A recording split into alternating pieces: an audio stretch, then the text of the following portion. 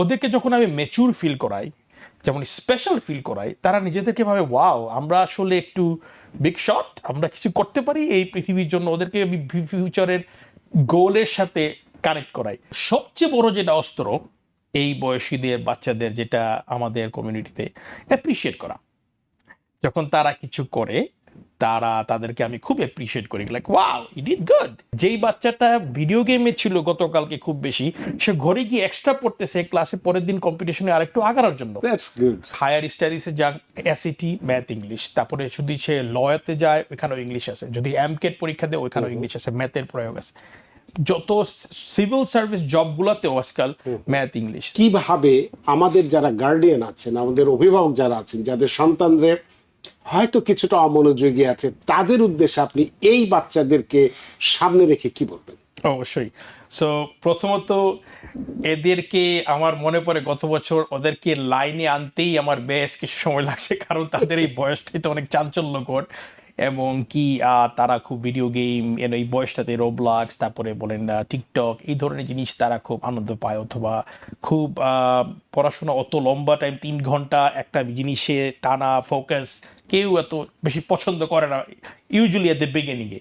So আমার যেটা ওই, যদি আমি একটু ব্যাক স্ল্যাশে যাই, যে তখন আমি তাদের সাথে কাজ করতেছিলাম, তাদেরকে প্রথম আমার ফোকাস ছিল আগে ডিসিপ্লিনে আনা।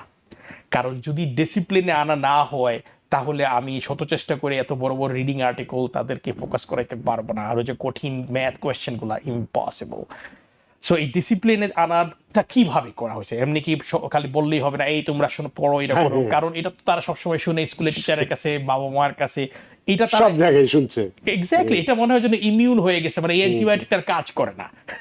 তারা বলে ওকে ঠিক আছে তো বলবেই, কিন্তু আমি একটু অন্য অ্যাঙ্গেলে তাদের আগাই, আমি তাদেরকে একটু ম্যাচিউর ফিল করাই। কারণ আমি বেশি সারা জীবন কাজ করছি বা বড়দের সাথে, এসইটি স্টুডেন্ট, কলেজ স্টুডেন্টদের সাথে, ওদেরকে যখন আমি ম্যাচিউর ফিল করাই, যেমন স্পেশাল ফিল করাই, তারা নিজেদেরকে ভাবে ওয়াও আমরা আসলে একটু বিগ শট, আমরা কিছু করতে পারি এই পৃথিবীর জন্য। ওদেরকে আমি ফিউচারের গোলের সাথে কানেক্ট করাই।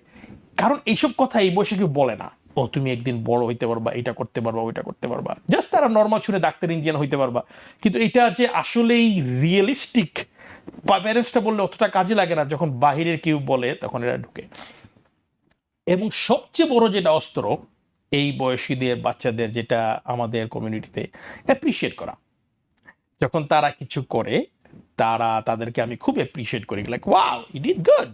শুধু এইটাই না, সামটাইমস তাদেরকে আমি বলি তুমি যে জিনিসটা শিখছো এটা তুমি আরেকজনকে এখনই শিখাও, ওকে ও একটু দুর্বল আছে, দেখায় দাও, একদম পুরো পরিবারের মতো গুণ হইলে জাস্ট ডাইরেক্ট আমি বলি সে একটু উইক, যাকে তাকে একটু দেখায় দাও। সে ওর থেকে যে দেখায়, সে এত নিজেকে স্পেশাল ফিল করে, ওয়াও আমি তো পড়াইতেও পারি, আমি ববি আমাকে সবার সামনে খুব একটা বলছে ভালো, আমি একটা ভ্যালু আনতে পারতেছি। তখন দেখা যায় কি এই একটা বাচ্চাই বেশ নিজে নিজে পড়াশোনার প্রতি আগ্রহ হয়ে যায়। যেই বাচ্চাটা ভিডিও গেমে ছিল গতকালকে খুব বেশি, সে ঘরে গিয়ে এক্সট্রা পড়তেছে ক্লাসে পরের দিন কম্পিটিশনে আরেকটু আগানোর জন্য। That's good. এবং এক দিলে 2-3 পাখি, কিভাবে তার যে ফ্রেন্ড সার্কেলের ফ্রেন্ডরা তার এই হঠাৎ মানে চেঞ্জটা দেখে বলে ও পারলে আমি পারবো না কেন? কারণ তখন সে একটু ভাব দেখানো শুরু করে, আরে দেখছো আমি এটা সেটা করলে, ও এত ভাব মারিস না, I can do it too. তারপরে তারাও দেখা যায় কি আস্তে আস্তে একটা পরিবেশে পড়ে আমি খালি তাদেরকে একটু গিয়ার অন করে দিই, তারপরে পুরো সার্কেলটা নিজে নিজেই একটা শক্তিতে চলতে থাকে। বুঝতে পারছেন? এই জিনিসটাতেই দেখা গেছে তারা যখন নিজেরা খুব মোটিভেট হয়ে পড়াশোনা করে, আমি খালি রাইট গাইডেন্সটা দিই, রাইট ম্যাটেরিয়াল দিই, রাইট টেকনিক্স ট্রিক্স দেখাই দিই, তারাই তাদের গাড়ি এবং ঘোড়া চালাইতে আসে। ওই ডিসিপ্লিন, অ্যাপ্রিসিয়েশন, একটা সাইকোলজিক্যাল পাওয়ার, ওইটা জিনিস করে ঢুকাই দিতে পারলেই এই বাচ্চারা আমাদের ফিউচারের অ্যাসেট। এবং সে কারণে একটি বাচ্চাকে আমি বলতে শুনলাম যে সে এখনই তার গোল ঠিক করে ফেলেছে, সে ডাক্তার হবে। এবং ডাক্তারই না, সে ডাক্তারি তো পড়বে, এবং ডাক্তারের কোন দিকে তার স্পেশালাইজেশনটা থাকবে, নিউরো সার্জারির উপর বা নিউরো সার্জনের উপরে, সেটাও সে বলছে। এবং কোন ইউনিভার্সিটিতে পড়বে সেটাও সে বলছে। এক্স্যাক্টলি, কারণ ওইটা না হলে তাদের ভিতরে ওই গিয়ারটা আসবে যে আমি কেন স্কুলে যাচ্ছি। আমি তাদেরকে বলি তো তুমি কালকে যাচ্ছ স্কুলে, আবার পরশুদিন যাবা, জীবনের এটার অন্ত কি? খালি যাওয়া আসা। তখনই বলে ঠিকই তো, কি খালি কারণ প্যারেন্টস বলতেছে যাইতে তাই যাইতেছি আর আসতেছি, কিন্তু এইটার ফাইনাল এন্ডিংটা কোথায় অথবা কি পাবো? তখন যদি আমি একটু কানেক্ট করে দিই ডটগুলা, যে এইভাবে আগালে জীবনে এইরকম top 1%, top 5%, future CEO, future lawyer, future doctor, তখন তারা একটু আসলেই দেখছি তাদের জীবনে পরিবর্তন আসে। আমার ক্লায়েন্টস অথবা যেসব সাকসেসফুল স্টুডেন্ট আছে যাদেরকে আপনি জিজ্ঞেস করবেন তুমি মুভি থেকে কি পাইছো, একটা কমন আনসার তারা দেয় মাইন্ডসেট। এটা আমার মিশন। এটা এখানেও তারা বলেছে প্রত্যেকে। হ্যাঁ, এটা তো আপনি আরো এখানে তো মাত্র কয়েকটা, যাকেই জিজ্ঞেস করবে একটা মাইন্ডসেট, কারণ আমি মাইন্ডসেটের উপরে খুবই বিশ্বাসী। আচ্ছা, তো এক্ষেত্রে আরেকটি বিষয় হলো যে একটা ভাষার একটা বিষয় আছে, এবং ভাষার সাথে সে বিষয় ইংরেজি, সেই সাথে হচ্ছে গণিত বা ম্যাথমেটিক্স যেটাই আমরা বলি না কেন, এটা একটা গুরুত্বপূর্ণ ভূমিকাতে। এই যে ইংলিশ ল্যাঙ্গুয়েজ আর্টস বা সংক্ষেপে যেটা আমরা ইএলএ বলি, তাই না? তো এক্ষেত্রে এই যেটাকে আমরা ইএলএ বলছি, এই এবং এই গণিত, এই দুটো বিষয়ে দক্ষতা ভবিষ্যতে কিভাবে প্রভাব ফেলতে পারে এই বাচ্চাদের? এভরিথিং, কারণ আমেরিকান স্টাডি সিস্টেমের স্ট্যান্ডার্ড যেটা আছে সব জায়গায় হলো ম্যাথ এবং ইংলিশ। সে হায়ার স্টাডিজে যাক, এসইটি ম্যাথ ইংলিশ, তারপরে যদি সে লয়াতে যায় ওইখানেও ইংলিশ আছে, যদি এমকেট পরীক্ষা দেয় ওইখানেও ইংলিশ আছে, ম্যাথের প্রয়োগ আছে।